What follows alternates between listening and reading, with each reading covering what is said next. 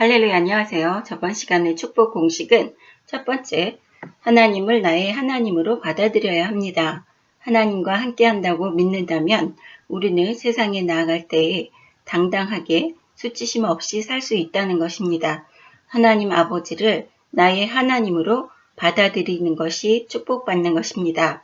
두 번째, 라헬과 레아가 자신의 아버지가 자신들을 요셉에게 바가지를 씌운 것을 알고 있는 것처럼 나의 자식들과 주변 사람들도 표현을 안 한다는 것 뿐이지 우리의 잘못된 행동 또는 올바른 행동을 다 알고 있습니다. 그리고 그러한 우리의 행동으로 인해 우리를 너무나 잘 알고 판단을 하고 있다는 것입니다.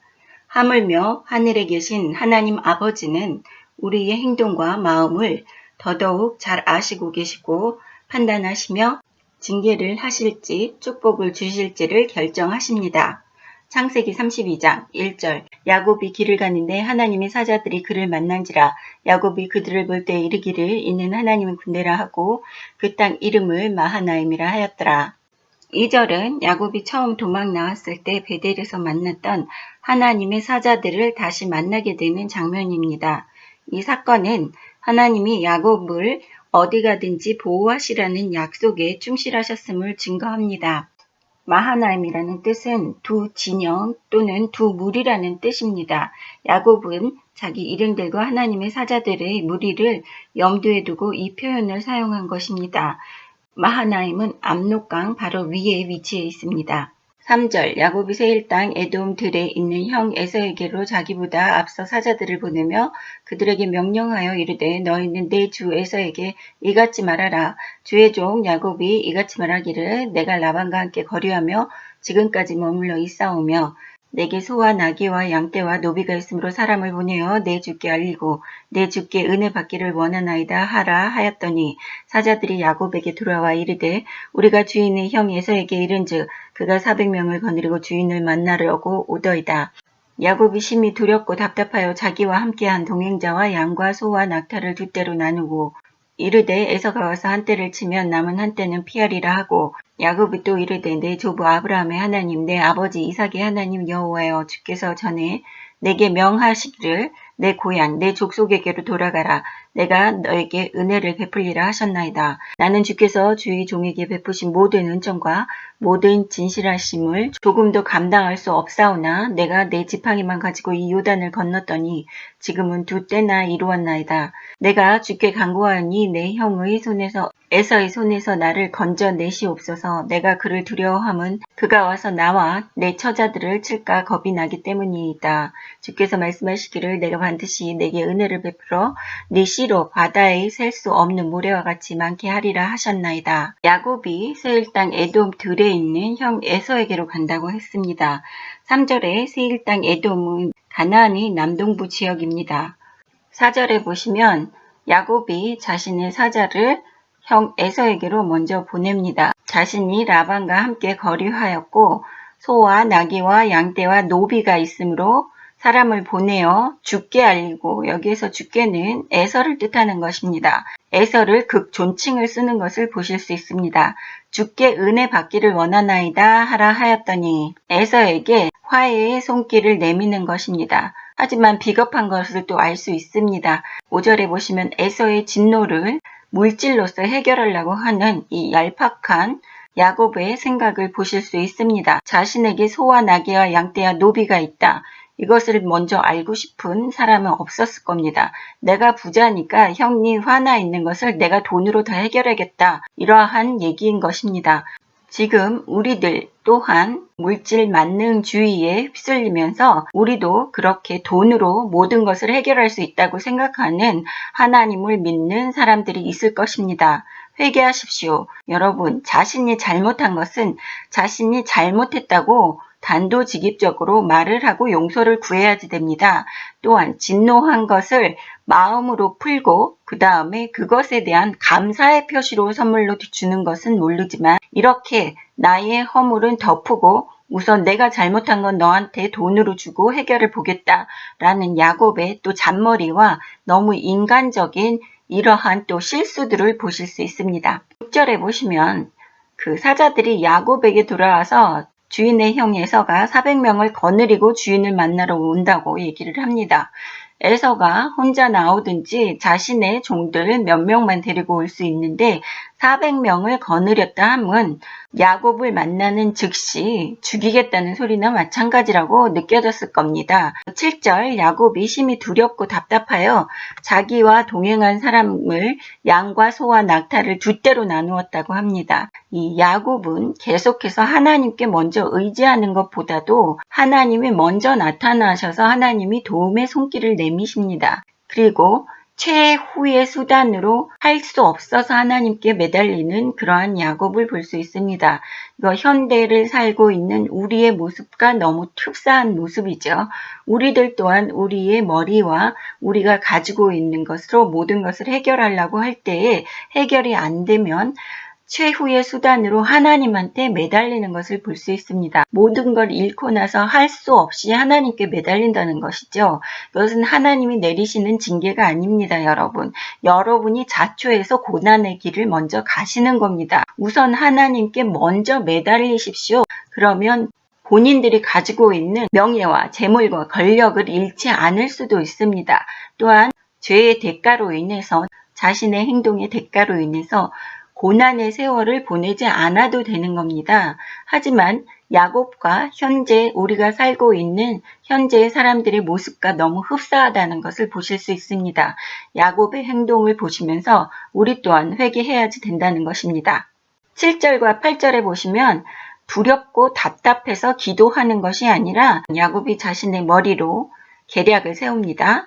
자신이 함께한 동행자들과 소와 낙타를 두 떼로 나누고 한 떼를 치면 남은 한 떼는 도망가려고 준비를 하는 것입니다. 하지만 하나님께서 너의 조상의 땅으로 돌아가라고 얘기를 했습니다. 그렇게 말씀을 하셨으면 하나님이 모든 것을 책임지신다는 말씀이신데 야곱의 이렇게 얄팍한 믿음을 보실 수 있습니다. 계략을 세운 야곱이 최후로서 9절에 하나님께 기도하는 모습을 보실 수 있습니다. 먼저 기도를 하고 말씀에 의지해서 하나님 이제 내가 어떻게 해야 됩니까? 했을 때 하나님 말씀하시는 대로 순종했으면 좋았을 것을 야곱은 먼저 잔머리를 굴려서 도움의 손길을 간구하는 기도가 아니라 하나님께 원망하는 기도입니다. 지금 현대를 사는 우리 모두들 다시 한번 생각해 보셔야지 됩니다. 내가 원망을 하는 기도인지 감사드리는 기도인지 그럼에도 불구하고 하나님께서 내게 은혜를 베푸실 줄 믿습니다 하는 믿음으로 하는 기도인지 분석을 하시고 여러분의 기도하는 방식을 고치셔야지 됩니다. 10절에 보시면 모든 진실하심을 조금도 감당할 수 없사오나 내가 내 지팡이만 가지고 이 요단을 건넜더니 지금은 두 때나 이루었나이다.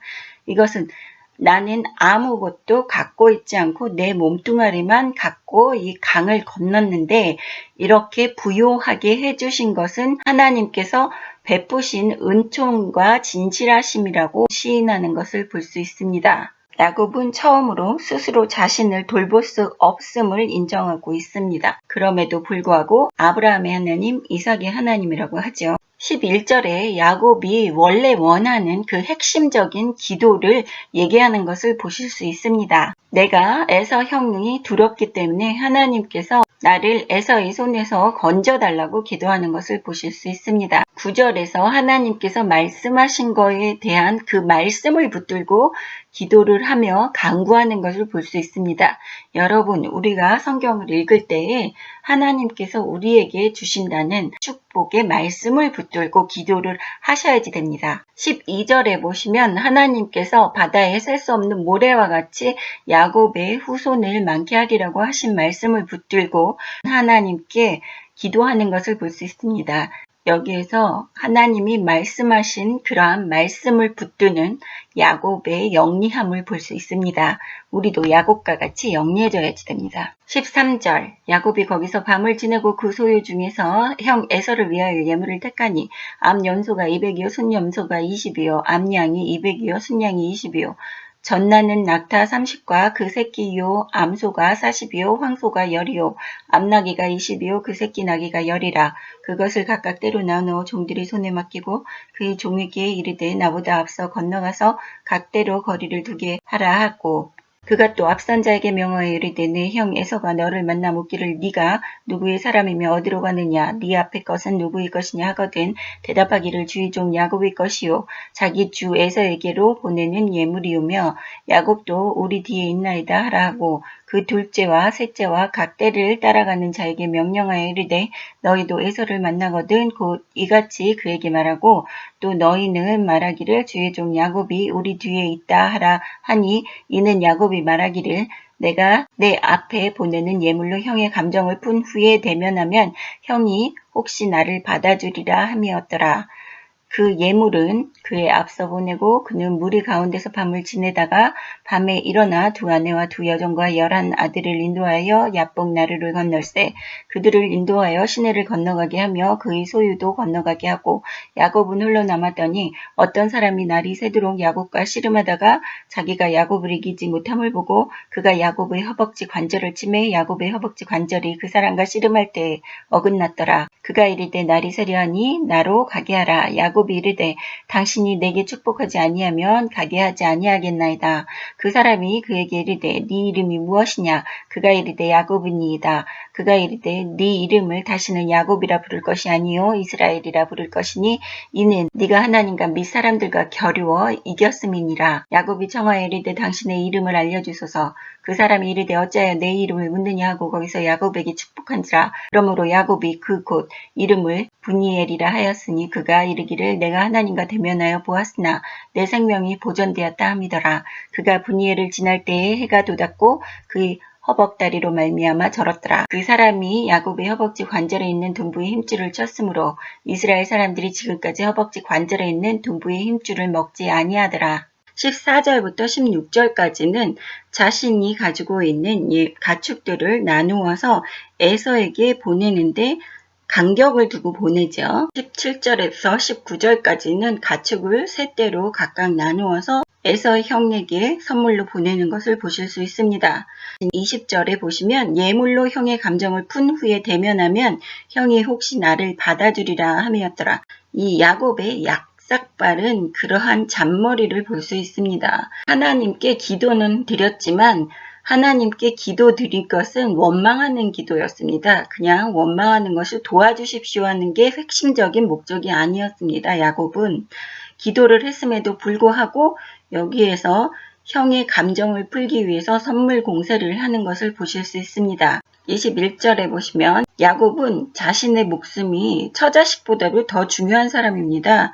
자신은 최후에 제일 마지막에 건너가죠. 22절, 23절 자신이 두 아내와 두 여종과 11 아들을 다 보냅니다. 자신의 목숨이 중요하지 처자식이 중요한 사람이 아닙니다. 야곱은. 이러한 사람이 12지파의 아버지입니다. 자신의 목숨을 그 무엇보다도 중요시 여기고 하나님께 계속해서 원망하는 소리를 하고 하나님께 간구하는 기도보다는 자신의 잔머리를 굴리는 거죠.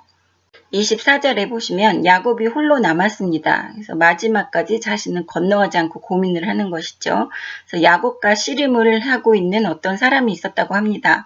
25절에 야곱을 이기지 못함을 보고 야곱의 허벅지 관절을 쳤다고 합니다. 이렇게 허벅지 관절까지 칠 수 있다는 것은 그 사람을 능히 죽일 수 있다는 것입니다. 그럼에도 불구하고 죽이지는 않고 씨름에 일부러 져주는 것을 보실 수 있습니다. 그만큼 야곱의 마음속에 있는 간절함을 알아차리신 거죠. 하나님께서는 야곱의 완고함과 교만함 그리고 꺾을 수 없는 고집을 아시고 최후의 방법으로 야곱의 허벅지 관절을 치셨습니다. 그래서 지금까지 육체적 수단에 의지해왔던 야곱을 하나님만을 의지하라고 하시는 뜻입니다. 26절에 날이 새인다는 것은 그만큼 끈질기게 야곱이 매달렸다는 것을 보실 수 있습니다. 오랫동안.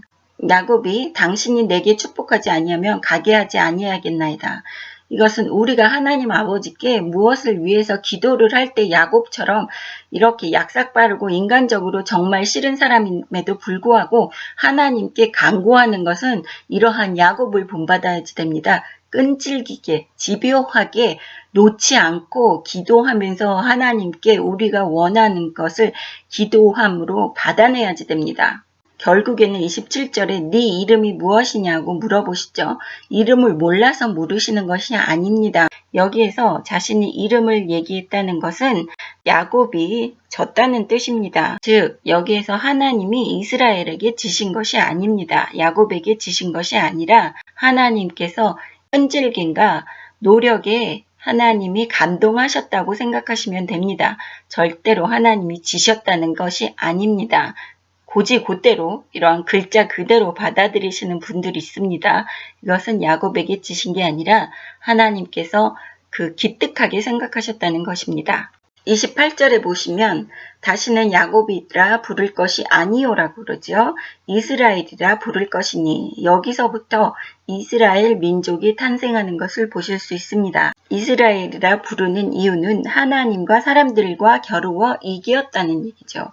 여기에서는 하나님과만 겨뤘지만 사람들과 겨루어는 우리에게 하시는 말씀이십니다. 하나님께 이긴다는 소리는 더 이상 귀찮아서 너와 대화하고 싶지 않다 하실 정도로 하나님께 기도와 간구로 매달리셔야지 된다는 것이고요. 끈질기게 또한 사람들과 겨루어 이겼다고 하는 것은 사람들의 말에도 현혹되지 않고 하나님께만 매달렸다는 뜻입니다. 사람들이 우리를 쓰러뜨리게 하는 그런 어떠한 것에도 실족하지 말고 죄짓지 말고 상관하지 말고 오로지 하나님만 바라보라고 하시는 말씀입니다.